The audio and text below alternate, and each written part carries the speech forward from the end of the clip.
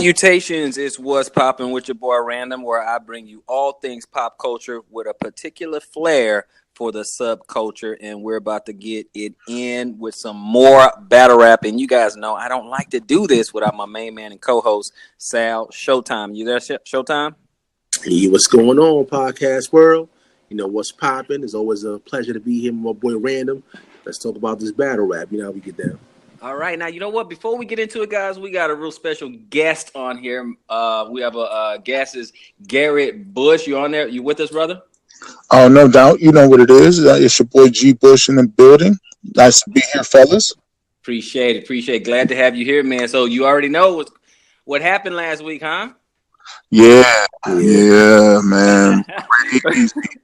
Crazy out here, man. Yeah, what's your thoughts, man? What's your thoughts on this lunch break? I mean, strike, I think? Strike? Yeah. What's your thoughts? Yeah. Man, you know what? It's funny you said lunch break because that's how long the strike lasted. Like about the same length as a lunch break, man. The strike, I believe the strike, it struck me as what we've been talking about. We talked on the phone a couple times last week. Mm-hmm. And I think one of the things that struck us was the fact that we've been talking about how, battle rap needs organization. And one of the things that this strike has come across with is it is not organized. So when you look at battle rap as a whole, we came to the conclusion that it was not organized. And the strike just showed and highlight that battle rappers are not organized in which they are trying to go about, solidify and bringing battle rap together. And their 2.5 day strike kind of highlighted that same same particular thought process in the way they tried to come up and do a strike. So I was looking to do a couple blogs and talk about it, but I held back a little bit because I really wanted to see specifically what would come out of it, and maybe some different people had a couple ideas about it specifically, in which ways they were going to try to come with some ideas. And before I knew it, it was over, and no one had anything specific to offer. So I was just like, okay, I guess I can wait on this and formulate the ideas and come up with something good. No one stole the ideas, so. But I just think a lot of people jumped off out of the window with it. Again, they didn't do their fact checking research on it. Nothing. Dollars they made from the pay-per-view was just a lot like, or at least you share some of the same sentiments my main man Showtime was saying about the end objective. What happened? What did we accomplish? You want to talk about that a little bit, Showtime? Yeah, as a matter of fact, Garrett, let the people know. I mean, look, this is the shortest strike ever, man. It's shorter than Kevin Hart, man. It's short. Yeah. But was there, let people know, some of the good and bad things about this strike from your perspective? Well, one of the things I take a look at with the strike specifically, I think one of the things that came out of it was the first thing that it showed was that some people are trying to it showed that there's a couple people who are trying to think professionally. They're trying to say, hey, let's collectively bargain. It's showing that there's a few people who do believe that if they stick together, that they can accomplish more things.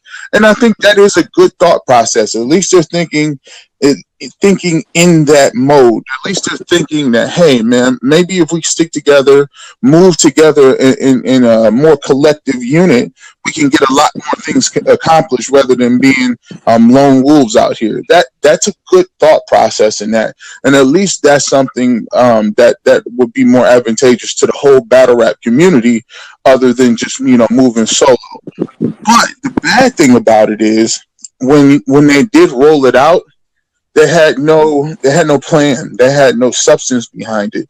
They didn't do any research behind it. Usually when you're talking about unions, there's a lot of things that go into unions. When you look at any union, whether it's steel unions or pipe fitters or any unions that are in regular walks of life, those people pay union dues. Those people have lawyers and people who are head of unions. Representatives, talk about it. Representatives, they take money out of checks, and you guys meet regularly to talk about what the agenda for the union is. And then you have collective bargaining. So it's collective bargaining with different things that you guys want to accomplish for the entire group. And then that person, whoever your representative, is going to be consistently meeting with the leagues, the powers to be, saying, "Hey, we got 1,000 battlers. This is what our objectives are, and this is what we want." And I don't think a lot of those battlers know how to go about and they don't have any educational background on what unions are, how they get started, and how to really implement those things. So I just think that was really highlighted in the way that the union thing fell apart so quickly. Absolutely. I mean, I think that's very well said. You know, all ships rise with the tide.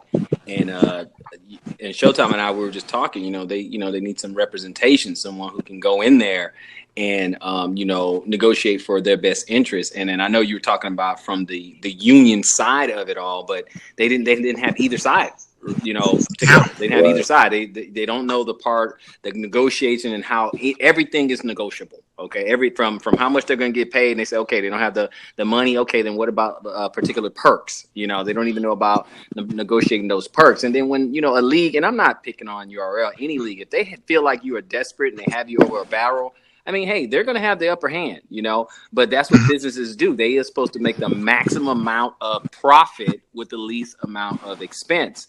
That's their job. That's how you stay in business. And, if you don't have someone, if you don't know how to do it yourself and you don't have someone representing you, you're going to end up with the short end of the stick, So I don't know, that was our thoughts on some of that. But, like I said, battle rap HOF@yahoo.com, battle rap HOF@yahoo.com for inquiries and stuff. I'm trying to tell you guys, you can get a bigger piece of the pie and it can be fair for everybody, but you got to know what you're doing.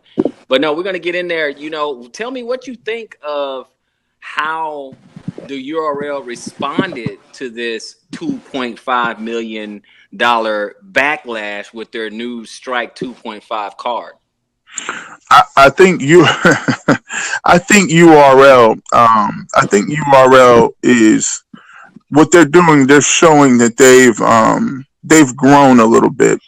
URL understands that them being the number one brand and brand placement in the battle rap market. What they also showed was they showed their muscle, so to speak.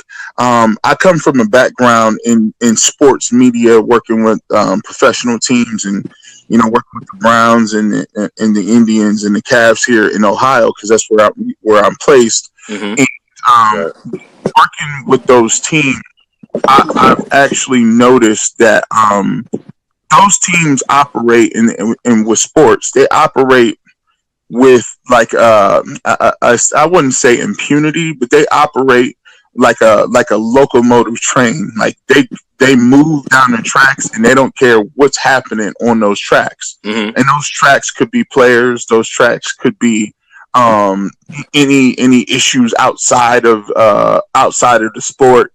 Those that can be anything. The game goes on. Mm-hmm. So URL did the best thing URL could do. Right. Smack and Beasley and the rest of them understand that the lifeblood of the sport is battles. Yep. The lifeblood of the sport is events. Yep. So they took the momentum that people and battlers had with saying that there's going to be a strike, and then they turned that momentum against the battlers, and then went ahead and booked a fire card. Yes, they did. Booked a really, and gave you battles in this card. Yeah. That the battles that people want to see. Yeah. And that is the thing that Smack and Beasley guys do. Because I heard, I don't know where it's on Angry Fan or some other platform, but somebody, maybe champion, somebody said something to the effect of, there's always going to be some people who are willing to take a battle, even if you're on strike. Yeah. Some people are willing to take a battle that, maybe older or top tier or veterans aren't going to be willing to take or to take. Yep. And in URL for some odd reason doesn't really, they don't give you the battles that we've been wanting all the time. Right. They always tuck and keep in the chamber 2 or 3 battles that, for some reason, either it's just not good timing, maybe the money's too high, maybe, one or two, maybe one of the battlers don't really want to, at that time, deal with another battler. So there's battlers that the fans and the community want to see, but URL just doesn't put on immediately. So what they did, it looked like in this battle, per se, they go out and give you a DNA Danny Myers battle. Yeah. We're like, wow. Then we're like, okay. Then you go give us a JC and B-Dot battle. We're like, 2 pins like that?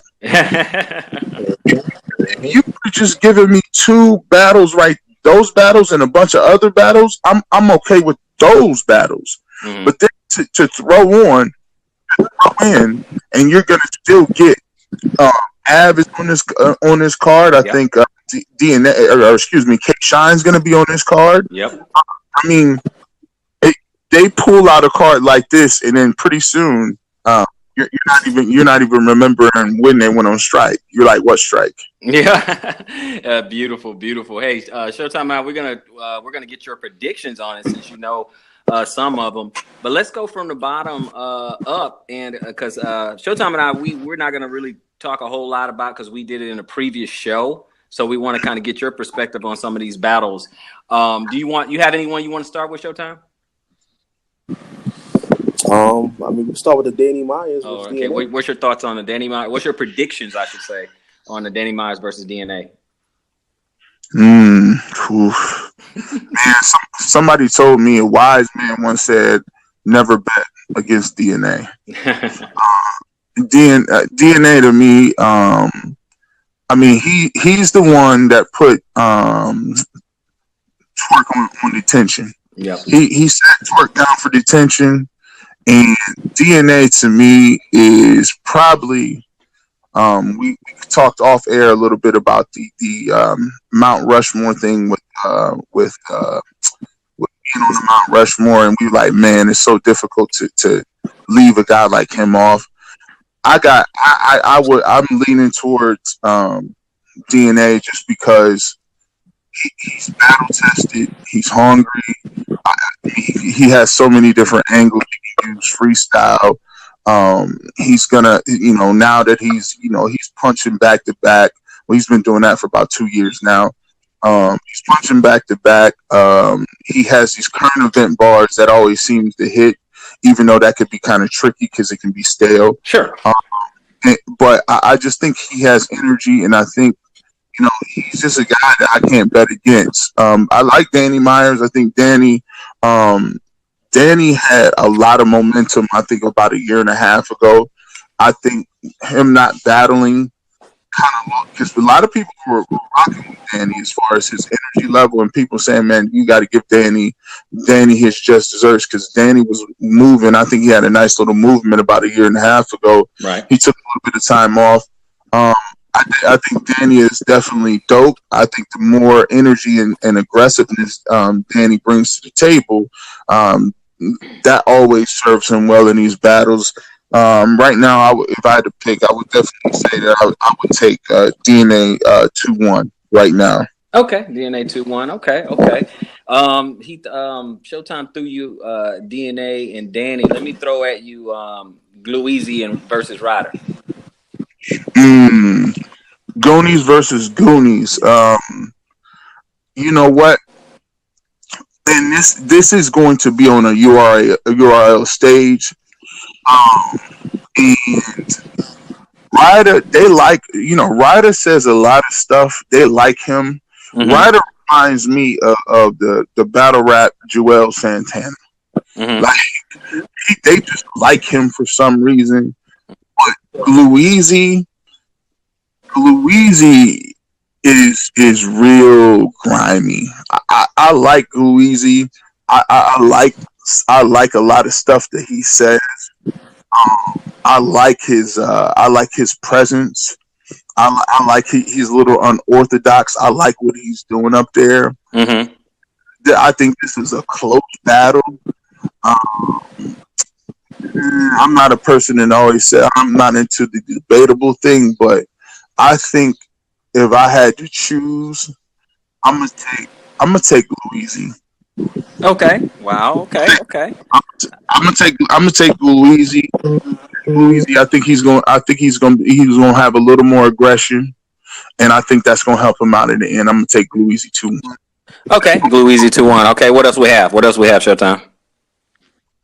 What about K Shine versus Av?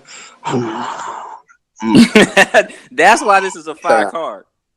Av has been on his game. Av been doing this thing, man. He came off the Charlie Clips, which I got him winning that battle. Of course, Summer Madness 7. He did his thing. I think Av has been on his retreat. He's been balling. He's been balling his last like 3 or 4 battles, and I got him doing his thing. However, I seen K Shine's last 2 battles, and K Shine's last 2 battles, I think he was against Young Cannon and Ness. I watched the last Ness battle. And K Shine is one of those guys. He's a wild card. Yeah. Like if you playing, I think I was telling you before. You know, if you watch an NBA 2K, he's like one of those wild card characters. Like if he gets hot, he starts delivering. I watched his delivery. He switched his delivery up a little bit. Yep. He's actually switched his flow up a little bit. Plus, he's delivering longer round material. Like K Shine is bag again a little bit, and he reminds me of how he switched his material up a little bit when he was facing Verb, and he embarrassed Verb. Yeah, he did. I got in this situation. I almost want to say I got K Shine. I'm gonna say clear. I got K Shine clear because he's rapping the way he knows how to rap, or he's on the same pattern. I got him clear. I think Av, just because of the simple fact that he's a straight puncher. I think it's going to be very difficult for an Av character to straight punch with no other attributes to be the guy if K Shine is going to be giving you stories, going to be dancing, going to give you, punchlines, going to scheme. Performance. His performance is top 3, 4 in the game. Yep. I think it's a little too much for that. I got K Shine. Okay, that's fair enough. Okay, we're gonna save the headline for last, but we got a couple more. Let me throw one at you. B. Dot versus JC. Yeah, man. There we go. This one is so raw. Oh my goodness. Now this one to me, this one could have been the headline of the event, if you ask me. Agreed. For me, I'm looking at this battle like I know they got another headline event, but to me, in my mind and my heart of heart, this is definitely the headline of the event. Yep. Because of the fact that I think this is going to be the pin versus pin, but this is a little different. I think B. Dot is really going to put a lot of pressure on JC's pin. Right. And the reason I say that is not a traditional pin for JC. JC is a tremendous writer. JC is a tremendous writer in the way he writes and delivers his material, because JC is one of these people that you can't predict his next line and the way he's going to weave in and out of his bars. Facts. And he's tremendous at that. Just out of nowhere, he's a tremendous writer. But B. Dot does something that a lot of people can't do. He's a great writer. He's a great writer. that has the ability to write and then have angles to break you down inside of those bars too. Yeah. Like he has a great pen, but then inside of his pen, he has unique ways to break and angle the person down. So that's very unique. So JC, one of his main weaknesses is people have the ability to kind of make JC look small. If you look at the L's that he's taken, Yeah. they have the ability to make him look like you just a little kid. I'm a downplay.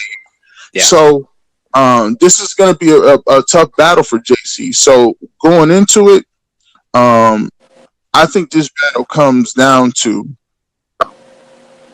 is JC going to be able to learn from his mistakes, so to speak? Right. Is he going to be able to learn from the Iron Solomon match? He's going to be able to say, I had dope material against Iron Solomon. Is JC going to be able to now learn from that and say, okay, I am now top tier. Mm-hmm. And when now that I am top tier, these are the attributes that top tier people get. I'm not rattleable. You can't rattle me. Right. I got stage presence. You can't bully me all around the stage. And don't come up there with a hoodie on or a little kid sweatshirt, because that counts. Right. But you get to the battle counts. So if he can learn from that and still give me some bars and still be able to break down B Dot in a way that can break into this thing where, like, listen, this is 3.0, to do it in an entertaining way, I think JC has the ability to win this battle 2-1, because I think that B Dot at this point hasn't given me anything other than the Black Panther angle. He has to come with something different. He got to come with something different. Okay. Okay. So you got JC 2-1 on that one. I got JC 2-1 Okay. because I'm looking for something different from B Dot than I've gotten so far. But if B Dot comes and gives me something different and it's fire, it's going to be a problem, because I'm not expecting anything but the Black Panther angle. Not expecting anything about that. Okay. Okay. I think my man Showtime got another battle for you. All right. Yeah. What about Mr. Undefeated, Loso versus Chef Trez? This is easy. This is real easy. I think I got Loso clear, and it might be a 3-0. Oh wow. Wow. Why you say that? You got to explain that one. Okay, you got to elaborate on that one right there. Yeah. I think I got Loso 3-0 because I think Loso has gained a lot of experience, like these last year and a half. I think he's grown the most out of that bullpen league, and I think Chef Trez was that guy in bullpen. Like, I think he was the dude. Like, if you would have said 2 years ago and you would have asked John, like, yo, who's the next guy up in this bullpen thing? He would have said Trez. Oh, Trez. Everybody was like, oh, Chef Trez is that guy. And I think Chef Trez, with his freestyle ability, definitely punchlines, definitely the way he was coming with his flow, everybody would have chose him. But now you look at it 2 years later, I think Chef Trez ran up against a couple people. I think the JC loss hurt him bad. I think he took a couple L's against some of the new guys. Yeah. Rum Nitty. That loss to Rum Nitty hurt him a little bit. Yep. I think that loss to Rum Nitty kind of if he would have beat Rum Nitty, I think Chef Trez would have been where Rum Nitty was. Look where Rum Nitty took off to. Yeah. I mean, he eventually got Surf. Yeah. Like, think about that. So you look at Loso, and now Loso comes along, and you look at how he's been able to maneuver, how he's been able to, take these steps to be here. And now, people say he's arguably never lost. And you look at that. Now you got this thing where, okay, now we look at Chef Trez, and now we got Loso. If you look at their attributes, if you want to look at their attributes as far as what they do and how they bring it to the table, Chef Trez obviously is definitely a guy that can freestyle his tail off. You can't take that away from him. When you talk about in round, what they are saying, sometimes when you're a great freestyler, the worst thing that can happen to you is that you rely too much on your freestyle, because what happens is people listen to your first 5 or 10 seconds of your round to see if you're going to rebuttal, and then once you rebuttal, that's the high point of your round. Everything else is coming downhill from that. You be like, oh, you going to rebuttal it? So now from there, it's just a bunch of, you're like, okay, well, where's your rest of your bars? Wow. And Chef Trez's haymakers are his rebuttals. Like, so his writing ability, when I'm looking at his writing ability, I want to see, okay, you got rebuttals, right? You got a rebuttal, but don't, I need to see something in the middle of your rounds too. And if you do have those rebuttals, spread those out during the middle of your rounds, so it doesn't seem like that's the only trick you got at the beginning of your rounds. Because the fans will start to look for that stuff, because I'm listening for it. I'm like, okay, I'm waiting for that rebuttal. I'm waiting for a rebuttal. That means I'm not listening to the rest of your stuff. I'm waiting for you to react to something somebody already said that was a haymaker. So that means I'm remembering that guy's material and not really remembering yours.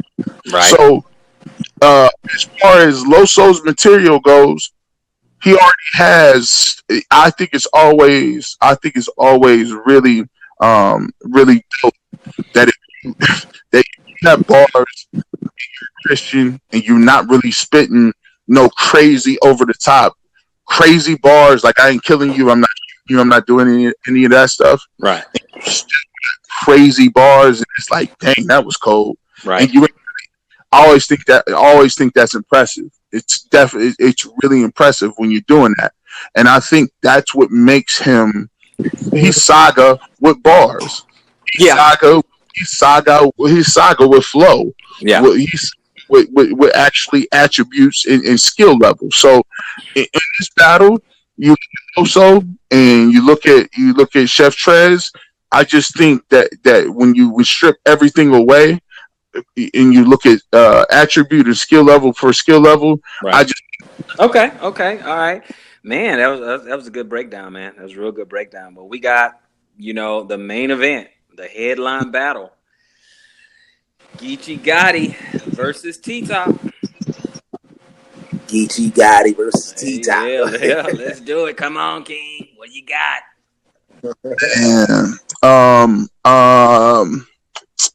Man, so here's my thing.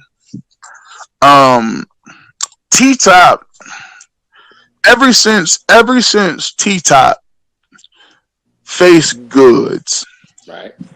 And I was a fan of T-Top ever since the 106 and Park Freestyle Friday joints. I really liked what he was bringing. You know what I'm saying? I like the fact that he could tell a story. I like the fact that, his struggle story bars was crazy. Right. I was like, man, this dude is really telling stories in here, man, in this freestyle. Yeah. I really liked his angle to it. We get to this match against he went up against Surf. Now, to me, that Surf battle versus T-Top is debatable. That's how I feel. It's definitely debatable. Every time I look at it, I don't know who to pick. So, and that's been some years ago. So I'm like, okay, whatever. I'm sitting there looking at it.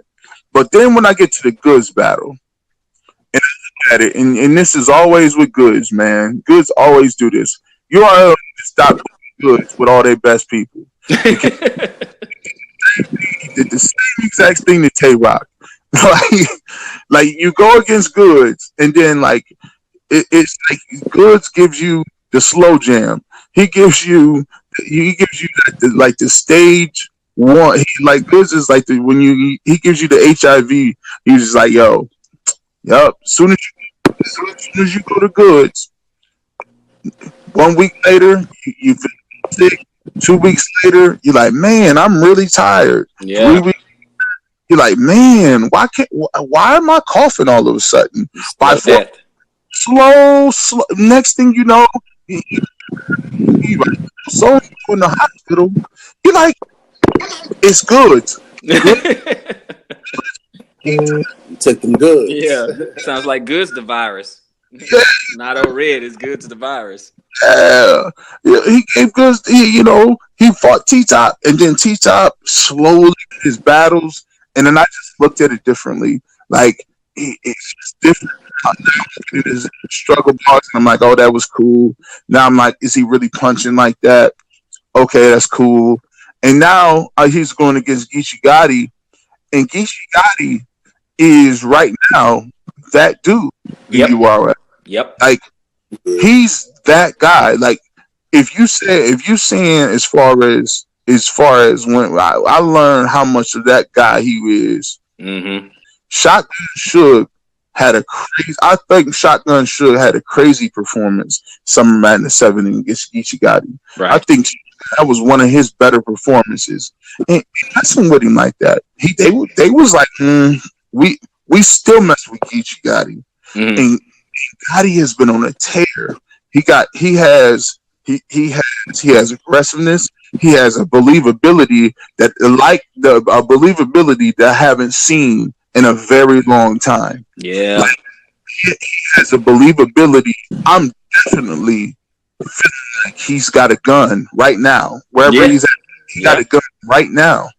Like if it's a hidden camera in his house, he got a gun. I know he do. Yeah. Definitely. Let me ask you real quick. Are you on a Bluetooth or let you know? Yeah. I don't got an iPhone. I'm still on this old Android. Oh, okay. No problem. Just letting you know. No, go ahead with Geechee. Go ahead. So Geechee is he is very believable. He narrates his stories and his rounds very well. He gets in and gets out of his bars and goes to aggressive, to first person, to stories very well. Mm-hmm. I just believe that I believe Geechee Gotti's gonna get this one. Just because of the simple fact that T Top talks to him. T Top's more of a he'll talk to you, but his talk is very direct. Mm-hmm. And I feel like that directness definitely deals with slick talk. He's direct. Yeah.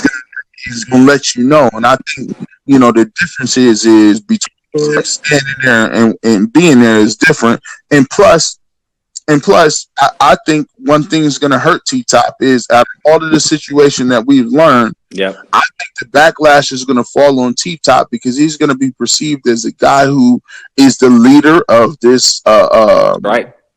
This strike. Yep. And as a street guy, how many people are gonna come up to T Top and be like, "Man, you talk about striking? Yeah. Listen, I thought you was a drug kingpin. It's an angle. Yeah. That's an angle. Like you're a drug. You selling all this? You a drug kingpin?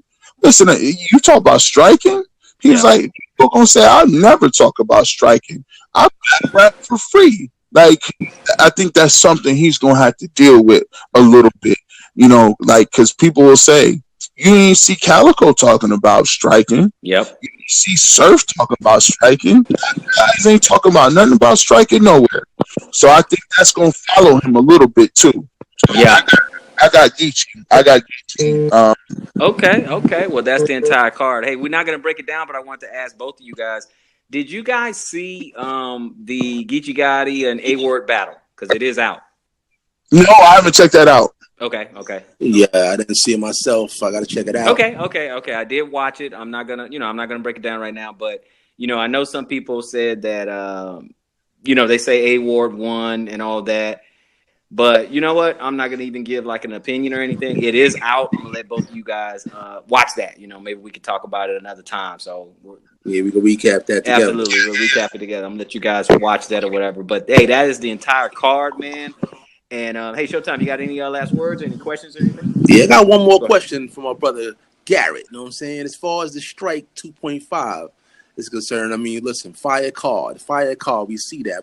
You breaking it down. I love the analysis and what your perspective on it. But does it seem like also a slap in the face to those that wanted this strike to continue?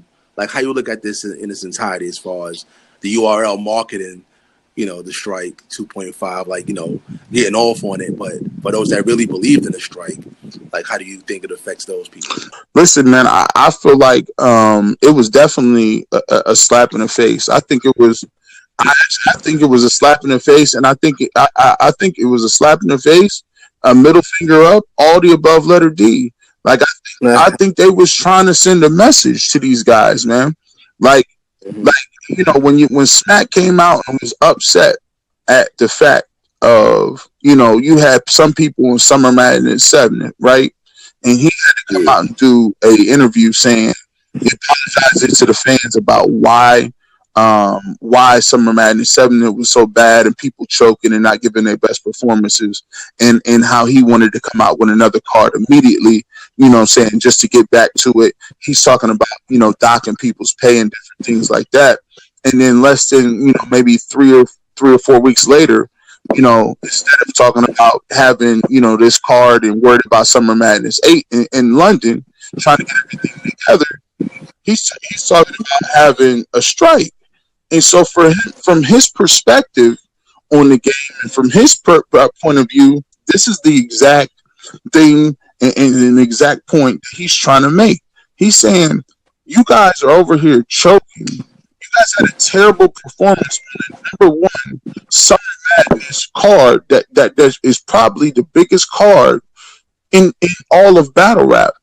You guys are in this card in Las Vegas when Floyd Mayweather was in the building. Right. That had a chance to get your brains off the ground, to mingle with people that can propel the game to another level, and you guys is out here choking, and then now y'all striking instead of saying, "How do I get myself together, get my game together, and come back with another?" With a better performance, how I'm tweak my game and get better. You talk about striking because you ain't got enough money. Like, he probably perceived that as like, these guys have lost their you've lost your mind. Mm-hmm. That's probably the way he's thinking about the situation. And it's like, and he's sitting there thinking like, you guys don't even know what you're talking about. You guys you jumped out of the roof because another man told y'all that I made $2.5 million. Like, if you wanted to know about certain situations, certain instances, why didn't you pick up the phone and call me? Right. Why couldn't you email me? Why couldn't we sit down as men and talk about what was going on and your concerns without just being like, oh, Hitman told me this. And furthermore, why not even use critical thinking and say, well, hold on, Hitman said this. Oh, Hitman said it. Hitman and Smack and Beasley have a 6 to 7 year history of going back and forth between each other about. They've gone back and forth. They didn't even talk. They haven't talked for years because URL wouldn't give them a certain price. So Hitman is coming out talking about, oh, that's how much money they got. No, like, you should be able to think like, okay, is this person being truthful?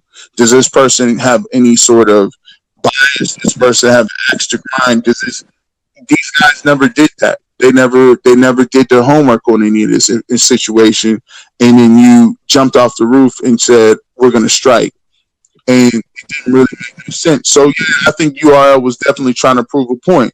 The point they was proving was, y'all trying to strike, but there's other people that y'all trying to strike, but the people that's running around trying to strike is the people that's not even performing.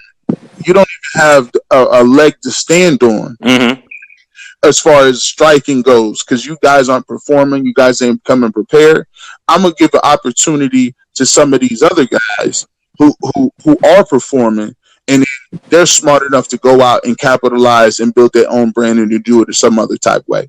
Right. So I think it was definitely something that Smack made. Even when you listen to that trailer, Beasley was throwing shots the whole trailer. Yeah. The whole trailer Beasley was throwing shots at these guys. You didn't do your homework. You know how Beasley's voice is. Mm-hmm. Yeah. Yeah, they thought he wasn't listening. Yep. Doesn't listen and jumps to conclusions. Dang, Beasley. The trailer was long. He had a monologue. So hey, we gonna see. And as you notice, you can tell who he's talking about by the people who are not included in the trailer. Yeah. I also noticed though some heavy hitters ain't on it, like Tay-Rock is no Sue No Surf, Hitman. no Hitman. A lot of hitters is not on the card. No clips. No. Yeah. If you look at the card, there's really no what you would call top tier. It's like mid tier or low. Maybe low top, and that depends on who you think. But to me, if I name pretty much anyone, I think they're either rising or they're about mid tier. Like Geechee. Geechee. That's a rising star. He's not there. You look at T-Top. I mean, he's a top tier, but he's a lower top tier. You know what I'm saying? You got B Dot rising. JC lower top tier, high mid tier, low top tier. His pen's definitely top tier, but overall, and then of course you got Chef Trez and you got Loso rising, every rising, Glue Easy, Ryder, rising. No real true top tier guys on there. Like no argument top tier. There's no non-debatable top tier guy on the card right now. And it's still a fire card. And you know what, guys? I'm gonna tell you this too, man. A lot of people not understanding this. So, and here's how Smack, for whatever what people want to say and think about him, Smack is not dumb. What Smack is doing is this: like, Smack is understanding that his base has always been in New York. But one thing that he is doing is moving these large events around the country. Mm-hmm. What he's doing is he's trying to cultivate new eyes, new fresh talent, new situations, new eyes and new fans in all of these different places. So if you go to Houston, you're going to LA, you're going to Florida, you're going to Las Vegas. There's some young kid over there that's saying, man, I've never seen this culture before. Mm-hmm. And hopefully that sparks that kid to grow with the culture and say, oh man, the first person I ever saw battle was Tay-Rock. Now Tay-Rock is the new, for that young 8, 9, 10-year-old kid, he's the GOAT. You know, so he doesn't remember Murder Mook, or he don't remember Arsenal. That's the guy who he remembers. And one of the biggest moves that I think a lot of people are going to look back on, and I think if this goes over well, you'll see this and we'll look back on this and say that was a very great move by him. The Asian market, the European market, they embrace pop so much. They hungry. They embrace it. The people who don't sell records over here, they go over to Europe. They can tour over in Europe and do 200 dates in Europe. They sell out shows in Europe. They sell merchandise in Europe. Those guys over there appreciate the culture so much. And I'm telling you, if you can get a Summer Madness over there, over there, this thing will blow up.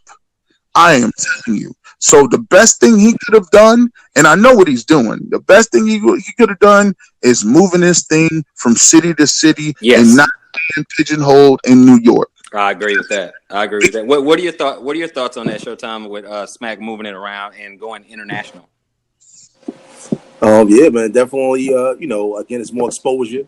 More people know what URL is all about, and I feel like a lot of leagues are not doing what URL is doing right now, as far as going all over the place, especially that UK move. A lot of people in the UK, man, that's gonna be a show.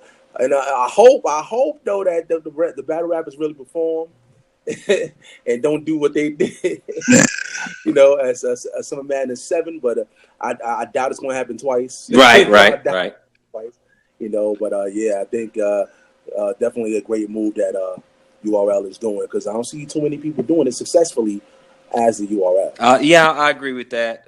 Yeah, they need to change that name from Summer Madness all the way in November. They need Winter Madness or something. Oh yeah, right. You know, Yeah, that is. They keep pushing that boy back. It's November Summer Madness. What? Yeah, just something like that, man. Winter Madness or something. I don't know. Winter is coming. I mean, steal from Game of Thrones or something. I don't know. They got to get rid of that stuff. I mean, it's in November, so I don't know. I got one more quick question, my brother. As far as the information that people want the pay-per-view numbers to be released out there from these leagues, do you believe that that kind of information should be put out there to the public as far as how much money these leagues are making? What's your thoughts on it? Here's my thought. Here's my thoughts on the information on the pay-per-view side. So I don't believe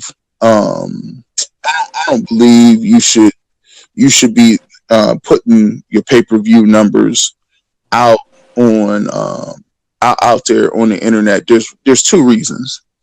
One is there's a lot of people that will definitely try to gauge how much you make and judge how much you make on how much they should make. So there's no Fortune 500 company that's going to go out and give their numbers to the public. Now,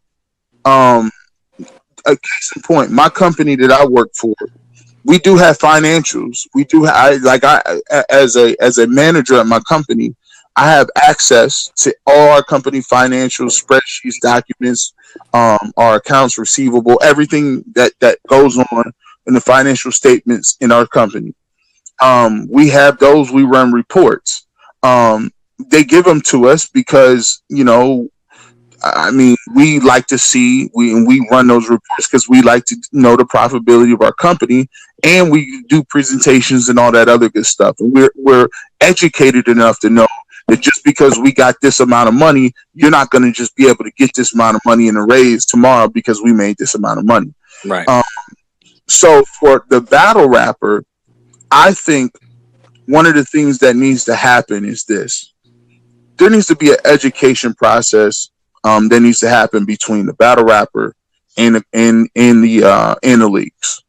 They need to come down and sit down, and they need to do some comprehensive working out of let's talk, let's look at these numbers, and let's come together and let's see what we need to do to educate battle rappers on this is how you get paid, this is how much we get paid, this is an area opportunity that we can partner with each other. If you're going to have guys in contracts, let's sit down and educate these guys on this is how we get paid, this is how much you get paid. Here's an opportunity where we can both expand into other different things and venues together and partner where we can expand your brand into other different opportunities.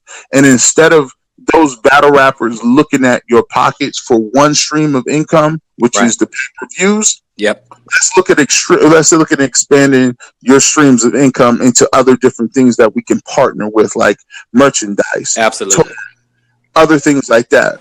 Because as of right now, the reason why these guys are tripping and doing a lot of different things is because they understand that you can't feed yourself off battle rap. You can't. Like battle rap, when they say it's an industry, yeah, it's an industry. Battle rap is a side hustle. Battle rap is not a self-sufficient industry in which you can, I don't do anything but battle rap. There's maybe I'd be willing to wager there's maybe one or two battle rappers, and that's at the top of the food chain where you can get you can live off battle rap per year, just battle rapping. And even with that, I even looked up the cost of living. If you're a battle rapper in New York, you got rent. I mean, you're looking at rent in high 1900s. You do the math. These guys, even if you get 10,000 a battle, I mean. Yeah, I'm in New York City right now. There's people out there leaving. There's people moving from New York City because it's so expensive, man. You gotta battles. You gotta do and perform. And you, these are okay. You can get some battles, but you got to be winning these battles. Yeah. So you got to prep for these battles. And while you prepping for these battles, I mean, do you have a job? You know, you got to work 8 hours a day, and good luck going up against DNA or Charlie Clips or any of these guys when they got 8 hours a day. They working on rhymes, and you got 8 hours a day. You working at the factory. Yep. You get home. You got your wife to attend to. Maybe some children, got your kids. You're gonna get smoked. And so I think that's the frustration level with people because they don't understand. They think that, oh man, I'm gonna get in a battle rap and I'm gonna make it and I'm gonna do this, and you realize that you're gonna get about $2,000 for a battle if you even getting paid, and then you're gonna get destroyed because you're working and your rhymes ain't gonna be where they're supposed to be at. And so I think battle rappers and the battlers need to come together and figure out, hey, if the goal is you want to go full time, let's figure out how we can get you some extra streams of income. You got all these followers. You got all these 25, 30,000 followers. There you Some go. people surf. How do we transition just 5% of those guys into people that are willing to engage in buying your merchandise or coming to see you on tour or coming to see you or buying your mixtape? Absolutely.